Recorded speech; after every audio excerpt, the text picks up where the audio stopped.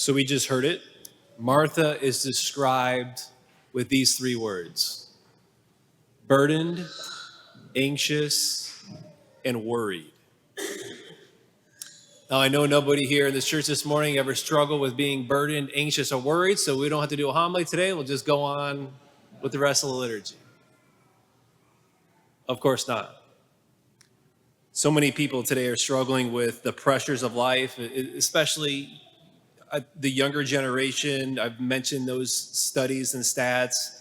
The kids at a very young ages, increasingly unprecedented rates, struggling with anxiety, young professionals, young college students. I cite those statistics often. But it's not just the younger generation, let's be honest.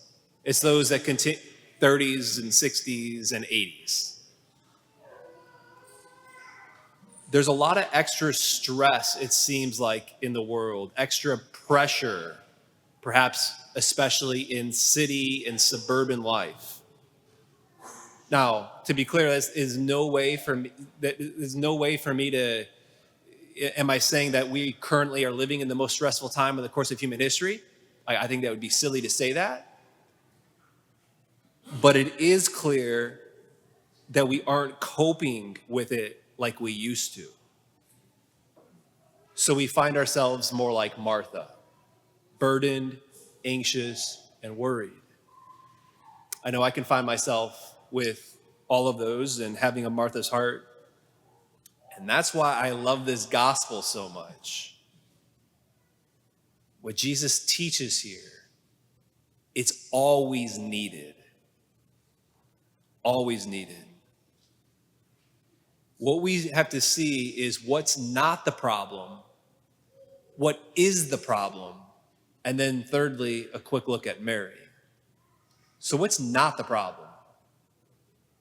We see Martha's running around serving. She's busy. She's getting things ready. She's on the move. Martha's somebody who gets things done. Mary's there sitting at Jesus' feet. Note that what Jesus doesn't rebuke Martha for.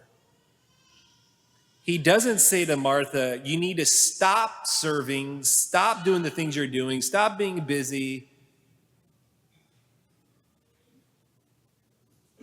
That's not what Jesus says. That's not exactly what he says.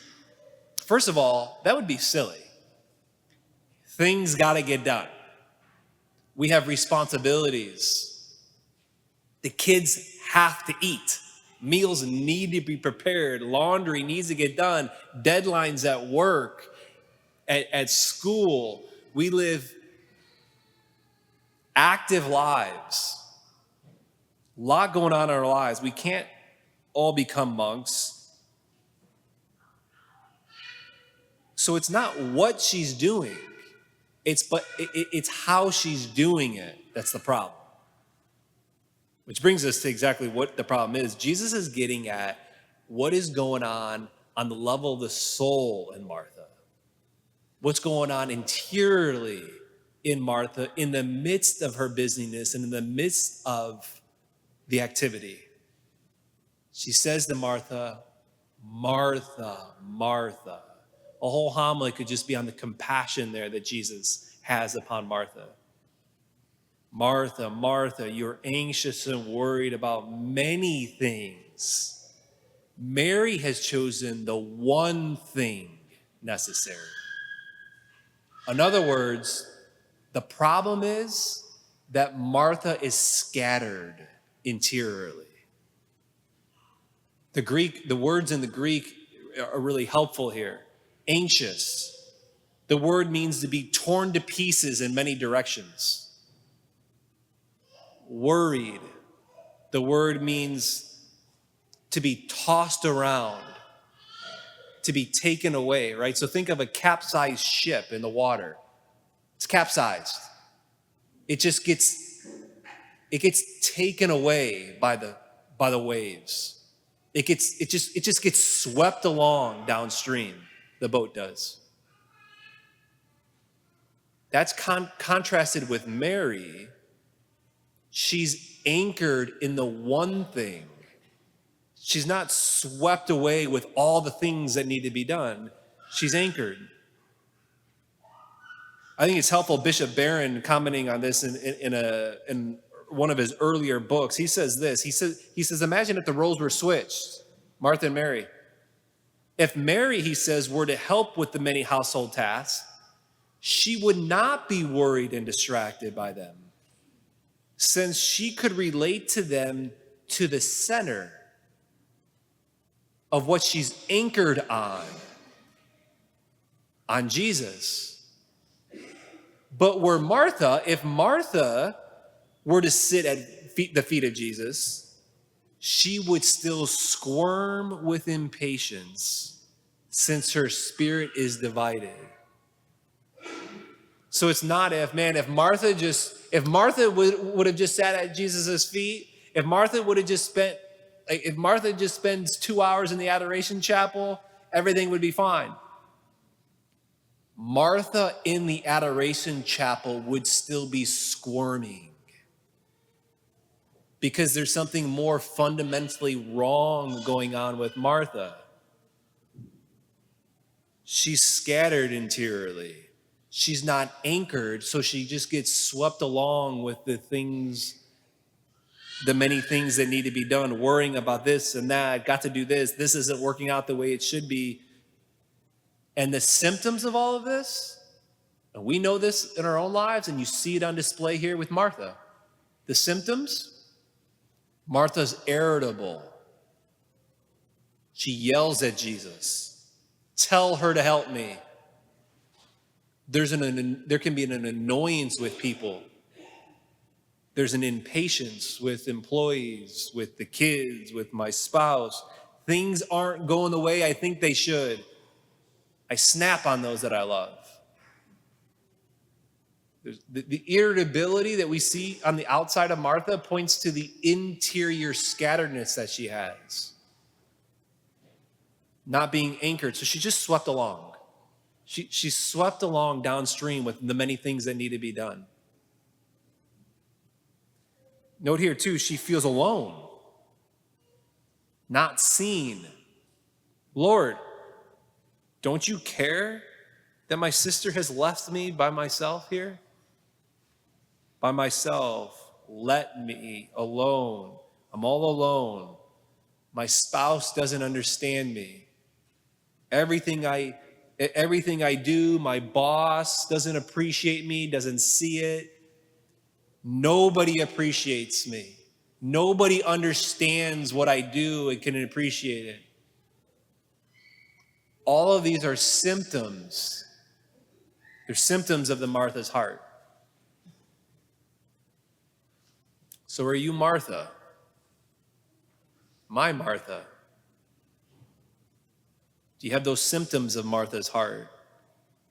Heart that is anxious and burdened and worried about many things, scattered, not anchored, just swept away with the many things. That's the problem. And so as we turn to Mary here, lastly, when we turn to Mary, I want to offer us 3 things to get anchored, to not get swept away. The first is this. Stop doing everything. Quit your job, send the kids to boarding school. No, again, that's not what it's not what's going on. It's not what we're doing. It's how it's being done, right? This is very practical. It's for people who live busy suburban lives who work and have kids and things need to get done. We can't all be monks and pray all day. But the first thing is you can have a life of daily prayer. And it's a must. It's a non-negotiable.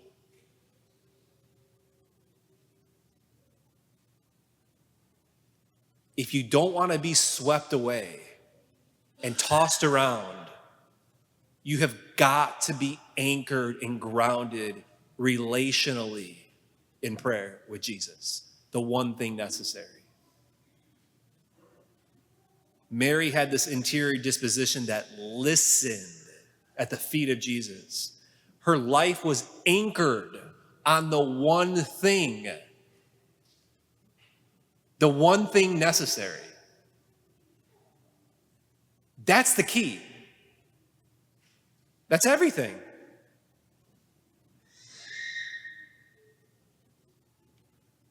Sit at his feet, enter into relationship. Second thing,